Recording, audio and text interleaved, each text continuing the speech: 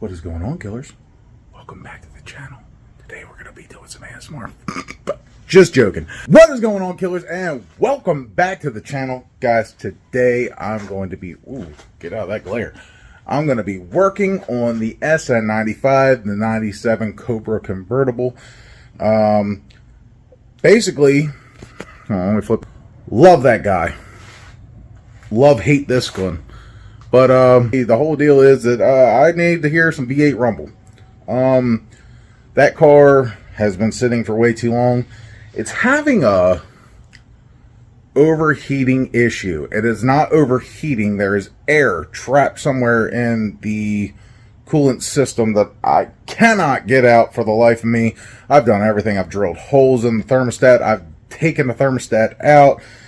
I've done a coolant flush. There's a brand new water pump on it. But I picked up a pretty solid unit for a radiator. Full 3-core, nice thick boy. So, you know, watch out, ladies. I'm a goofball. Take 2. Yeah, so anyway, it is hot out. I like it when it's hot. I don't like it when it's cold. I will deal with the heat. But the only problem is that it burns my hands when I pick up the tools that's been sitting in the sun. It is a good, it's close to 100 out right now, and I'm loving it. I don't care. I'm a fat guy, and I love sweating. Most fat guys don't. Comment below if you do. You can see I already kind of got started without you. Nothing too crazy. Remove the strut tower brace, the upper radiator hose. I drained the radiator. I have not removed the lower hose yet. I took the battery out because it is no bueno. Coolant tank, radiator cover, no big deal. So this, guys, is a little bitch ass radiator. This one here, I mean, not even comparable. It's huge. Anyway, gonna pull this out, put that radiator in. There's some stuff down here, right there. And if you look down in there, I don't know if you can see it or not, there's a pump down there. All that stuff needs to go. Reason being is some crackhead stole the catalytic converters off of here. Not really, but I'm just going to go with that if the EPA shows up. I have a 90mm lightning MAF to put on here. Some new cool silicone hoses. Gonna clean this up. This it's still gonna be wasted spark, but it's gonna get rid of these cool packs. I gotta change the valve covers. I'm gonna put cool on plugs on this. Pretty nifty little kit. And anything else I could think of while I'm underneath here. I just want to clean this up a little bit, mainly get that overheating issue taken care of, and we'll start driving this thing. Let's do it. All right, just for size comparison purposes. Yeah, thick boy, thick. Yeah. Goodbye. See you later. All right, let's walk back over here now. Okay, I was telling you, excuse me, Mr. Screwdriver, didn't mean to disturb your slumber. This guy right here, all of that, this one, this is all goes to, this is all emission stuff. So, this goes to this one right here, this, where my finger is, and that one right there goes to here. That goes to the exhaust manifold. I'm going to cut and crimp it so no exhaust gases leak. And this all is like, you know, it's got vacuum lines I got to plug off and stuff like that. But it's just going to, you know, clean up the appearance, because it's like you look underneath the hood of this and it does not look sexy. There's just way too much going on. Needs to be cleaned up. That's just one of the things I'm going to do today. For future purposes, I plan on deleting that, which is like, you know, some thermostat bypass thing. Try to delete that degas bottle, delete the ABS, and I'd like to do a rear, like a trunk mount battery system, and I just really want to clear this up. Today, them spark plug wires are going to be gone. Yeah, I just want to clean this up and give it a nice show car finish, because quite honestly, guys, this car will never be like fast with this powertrain on it. I mean, yeah, this thing will get up and go, but not like what I'm used to. it would take a lot of work for this thing to be fast. It's just not worth it. I'd rather it just be a pretty nice cruiser, reliable. I can drive it anywhere and still have AC. So I'm going to get cracking, kind of give you updates as we go along, and we'll just, you know, just basically see what happens. See where it takes us. All right, this is where I'm at so far. Gotten the hoses off of there. Move that out of the way. I'm going to get all this bracket and this coil pack and all that stuff. There's also this bracket right here that's like bent up and holding up these power wires. I'll figure something else out. That is ugly. Yeah, all this got to go. And another thing is I've discovered, the rumor has it this was a Pro Charge car. Not sure, but there's some corrosion and wiring issues here. That's going to definitely cause problems. I think this thing had a disc 4 system on it. That's the only reason I could think of why they did that. Anyway, I'll check back in with you after all. I'm just going to do this side, and I'll check back in with you when I start this side. Got that side all finished up. Just a couple sensors. I mean, you could already see it starting to look cleaner, you know. But that side was a little bit the most difficult side. I'd say the driver's side is more difficult. I'm going to start on the passenger side. Told you I'd check in with you guys. Ended up breaking that loose pretty easy with some channel locks and a wrench, you know, just to hold everything still so it didn't break. I'm gonna get all this off, and then I'll check back with you guys after that. Well, this is where I'm at so far. Both sides are pretty much cleaned up. This one was not as nice to me as the driver's side. It did not want to come off, so I just disconnected it from the bracket. I gotta find something to cut that tube and that tube, and then I'm gonna crimp it.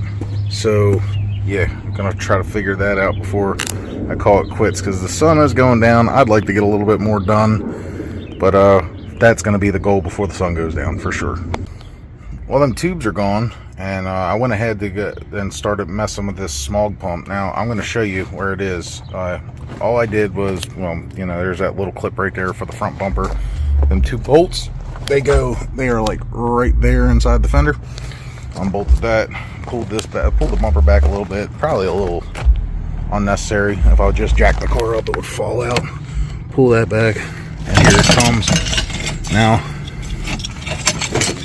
this bracket shares the same bracket holder for the fog light. I did not know that, but I mean, it's very hard for me to get in there anyway, but it's basically mounted right there on the back of the front crash bar. Yeah, so I'm going to put the fog light bracket back in, and this is done. So here's a pile of, well, obviously not the air filter, but there's the pile of everything that I've removed from the car. Just, and it improved the car. So then what I'm going to do is I'm going to take the throttle body off and get the valve covers off. I'm probably going to do that on a different day. This is probably going to be a multi-day video as usual, because I want to get my oh, my beard looking scruffy. I want to get my valve covers all cleaned up and painted. So I don't want to put these here. I'll show them to you real quick. So there they are, sitting there. They're just bare aluminum. I got to put all the grommets in it.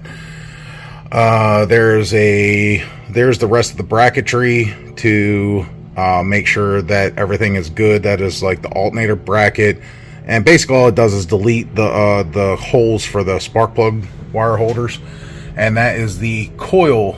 I'm sorry, not coil. That is the power steering reservoir holder, and there's a couple other little things in there, odds and ends in there. We'll get to it. Like I said, I want to paint them, and I'm not sure what color, so I'm debating on that. All right, I decided to go ahead and do a little something. I just grabbed some all-purpose cleaner and degreaser, and I'm just going to continuously drench these things down. And I got a paintbrush, old paintbrush. I'm just going to keep on sudding these things up and get all that loose shit off of there. Oh, I shouldn't say shit. I'm going to get all this loose stuff off of here. Get an old toothbrush. Get on the nooks and crannies. That way I give a nice clean surface for the primer to bond to. And, well, you guys get the point. You don't need to watch me do this. But anyway, basically just giving you an idea of how to prep your aluminum valve covers. For paint, I'm going to use this right here. Yeah, I know it's header paint, but it is oh, come on, focus. I don't know if it's going to.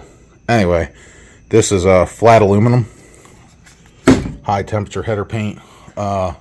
I have some high temperature primer, self-etching primer that I'm going to put on these, and also have a high temp clear, also made by VHT. So I'm not going to leave these bare aluminum because they are going to be so hard to keep clean. So I want to keep it as aluminum looking as possible, and hopefully I can be able to keep it cleaner with the nice, smooth, cleared, painted surface.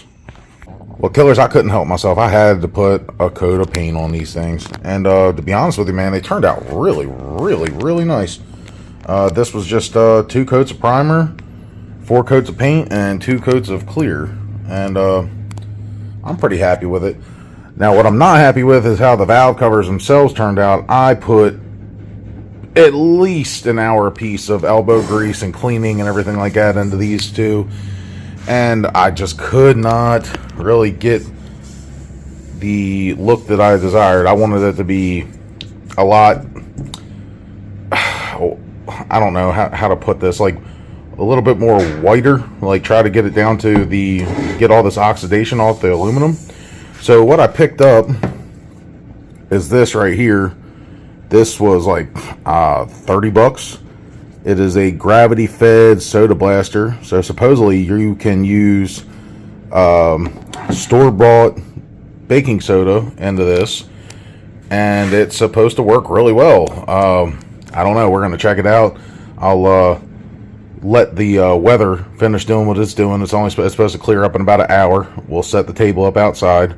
I'll go get some baking soda from the dollar store, and we will see what it does.